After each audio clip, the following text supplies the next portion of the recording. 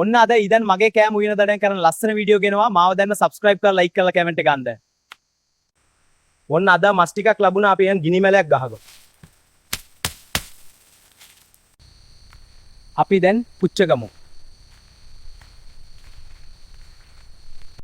මස් ටික ගිනි මැලේට අල්ලලා පුච්ච ගන්නවා. පුදුම සුවඳක් තියෙන්නේ. අම්මා පුදුම රසක් තියෙන්නේ යාළුවනේ.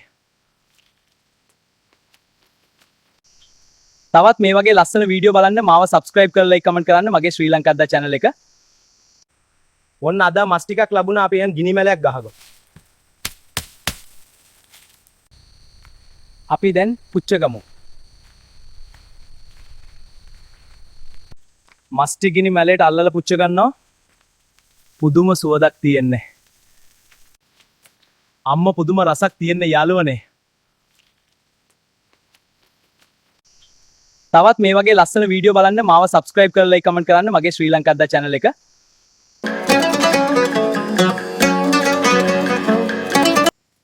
අද අපි වම්බටු වලින් රස කෑමක් හදනවා.